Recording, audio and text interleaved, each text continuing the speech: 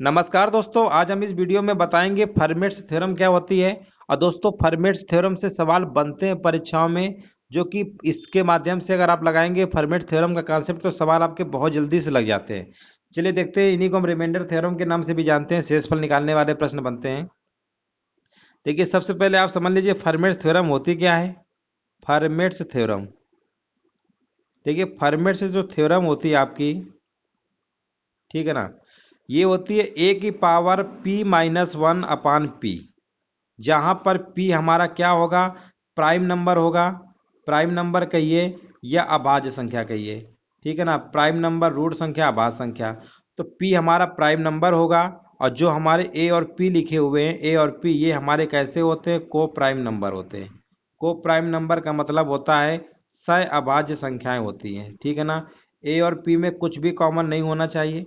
ऐसी दो संख्याएं जिनमें कुछ भी कॉमन नहीं होता है, को प्राइम नंबर होते हैं, या जिनका एचसीएफ 1 होता है, ठीक है ना, ये आप जानते होंगे। तो देखिए दोस्तों, फर्मेट्स थ्योरम कहती है ए की पावर p-1/p अगर ये केस बनाता है, तो इसमें अगर डिवाइड किया जाता है तो इस केस में रिमाइंडर हमेशा क्या आता है, 1 आता है।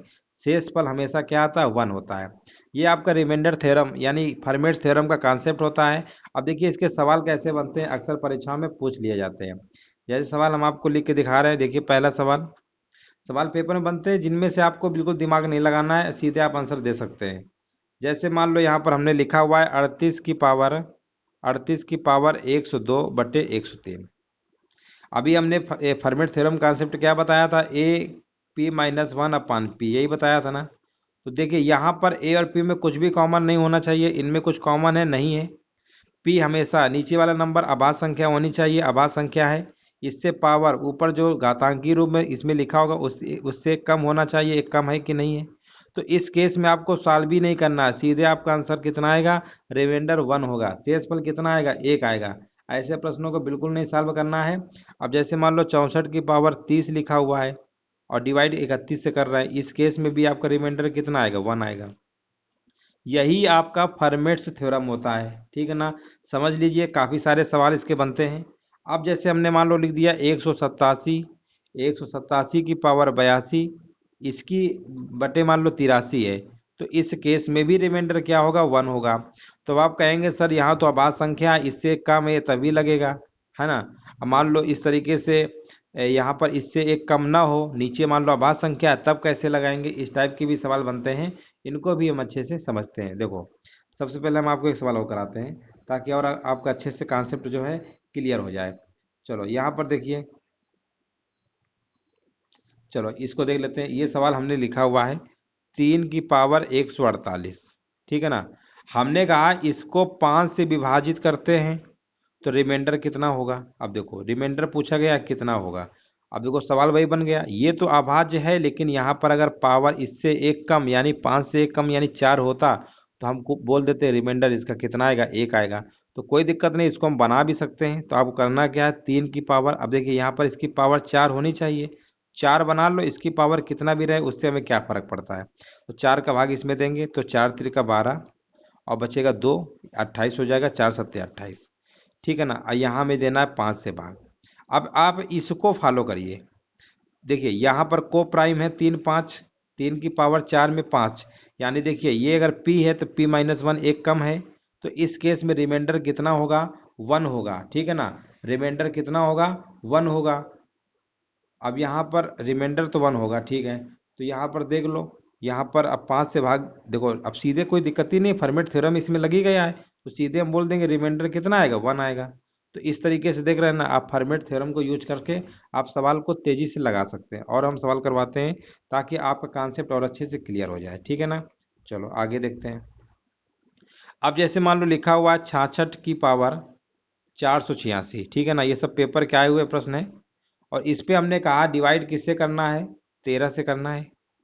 तो फर्मेट्स थ्योरम क्या कहती है, यहाँ पर 12 बना दो। 12 बनाने का मतलब है कि यहाँ पर 66 की पावर 12 लिख लो और इसमें 12 से भाग कर दो, तो आप कहेंगे 12×4 = 48 होता है, ठीक है ना। और यहाँ पर 6 शेषफल आएगा, 6 तो आएगा।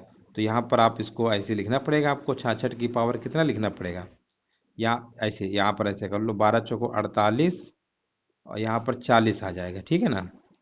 तो यहाँ पर इस तरीके से आ जाएगा, ये आ जाएगा हमारा 66 की पावर 6। ठीक है ना, ये आपका बन जाएगा। अब देखो गुणा करेंगे तो कितना आएगा, 12 शून्य शून्य, 12 चौक 48, 480, 6 कम पड़ रहा है तो 66 की पावर 6 इधर कर दिया बटे 13। अब देखो इस वाले में आपका फर्मेट थ्योरम लगेगा कि नहीं लगेगा, बिल्कुल लगेगा। तो इसमें तो आपका आंसर 1 हो गया।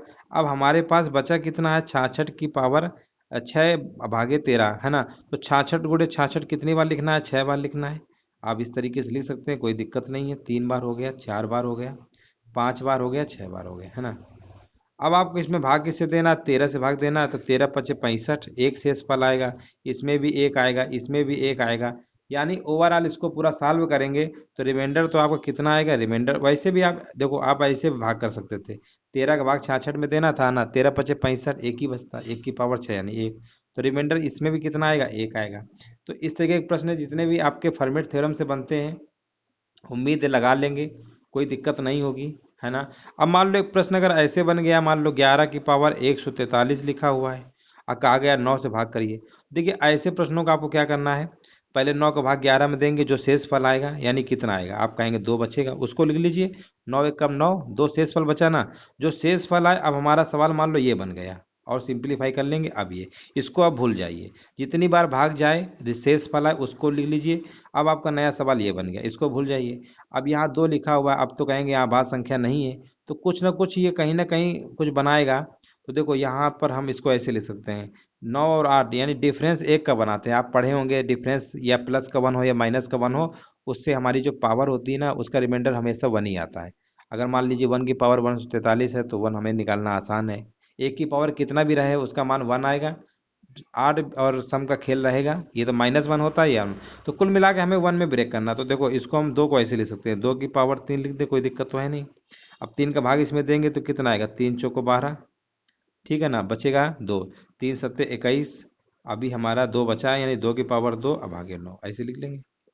यहाँ तक कर लेंगे ना। अब ये देखिए 8 हो गया, तो 9 का भाग 8 में देंगे तो रिमाइंडर कितना आएगा, -1 आएगा।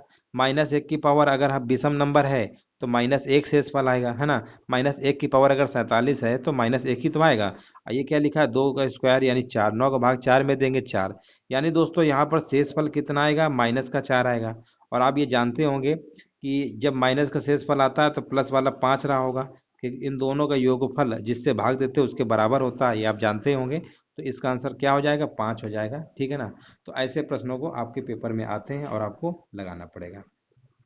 उम्मीद है समझ गए होंगे। देखो इस तरह के सवाल आप लगा सकते हैं, जैसे मान लो 25 की पावर, मान लो ऐसे लिखा हुआ है 2501 लिखा हुआ है मान लो, ठीक है ना। और हमने कहा 26 से भाग करना है, तो देखो इनमें अंतर 1 का बनाना चाहिए। 26 का भाग 25 में देंगे तो आप 26 का 25 में भाग देंगे तो कितना मतलब ऐसे देंगे ना। देखो 26 का भाग अगर हम 25 में देते हैं तो 26 से कम 26, और यहाँ पर आएगा शेषफल कितना आएगा, -1 आएगा। तो ये -1 की पावर हमारा कैसा है, विषम है। तो इसका मतलब यहाँ पर रिजल्ट -1 आएगा। ऑप्शन में -1 का शेषफल नहीं दिया होगा, तो आपको क्या करना है, यहाँ पर प्लस वाला शेषफल कितना रहा होगा, 25। अब देखो प्लस वाला 25 रहा होगा, ये -1, तभी दोनों मिला के आपका 26 के बराबर होगा। या सीधे आप 26 में से -1 कर दिया करिए तो भी आंसर आपका आ जाएगा, है ना। ये तो आप जानते ही होंगे, शेषफल हमारे 2 प्रकार के होते हैं, एक निगेटिव होता है, एक पॉजिटिव होता है। जैसे हमने आपसे कहा कि 4 का भाग मान लीजिए 9 में देना है, तो आप कहेंगे 4 दूनी 8, जो कि जनरली पढ़ाया जाता है। इस केस में शेषफल 1 आएगा, ठीक है ना। रिमाइंडर कितना आया, 1 आया। अब हमने कहा 4 का भाग 9 में देना है, इसको आप ऐसा करिए 9 से ज़्यादा बार पढ़ डालिए। तो आप कहेंगे 4 दूनी 8, 4 त्रिका 12, है ना। अब आएगा शेषफल -3। अब देखो -3 इधर आया, 1 आया, भाग हम 4 से ही दे रहे थे ना।